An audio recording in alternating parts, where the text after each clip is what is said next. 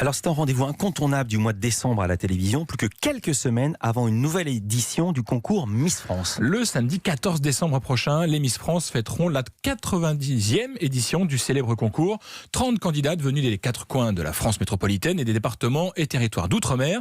Vous le disiez, Philippe, une soirée incontournable de la télé française. La présidente du comité Miss France, Sylvie Tellier, nous explique pourquoi elle est au micro de Louise Bernard. L'élection de Miss France fait partie des meilleures audiences de divertissement de TF1, avec une moyenne l'an dernier de 7,5 millions et une pointe au moment de l'annonce des 12 de 9,5 millions de téléspectateurs. Donc ça reste le rendez-vous incontournable des Français. L'an prochain, nous fêterons les 100 ans du concours. Il me semble que les Français sont attachés à cet événement qui mélange glamour, modernité, grâce à la direction artistique de l'émission, avec des jeunes femmes, qui sont des jeunes femmes qui ont les deux pieds dans leur époque, qui sont simples, accessibles, mais avec une vraie personnalité qui rend le programme très attachant. Un programme qu'il faut aussi savoir rendre excitant avec des guest stars qui font rêver. Et cette année, Miss France s'est offert les services d'un entertainer haut de gamme.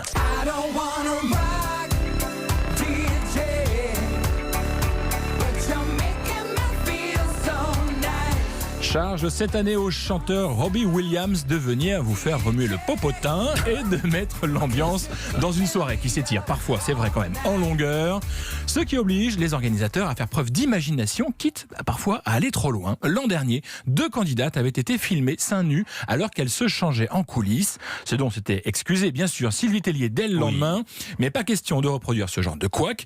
La productrice de Miss France, Caroline Gavinier, nous détaille le dispositif de ce concours 2020. Quand on visionne le prime, on voit là où il y a un petit peu des longueurs, on voit ce qu'on pourrait améliorer. L'an dernier, on avait la volonté effectivement de faire partager au plus grand nombre un petit peu les coulisses du show. Donc il y avait effectivement des caméras en coulisses. Il s'est passé ce qui s'est passé, ça s'appelle les aléas du direct. On prend notre grande part de responsabilité dans cet événement.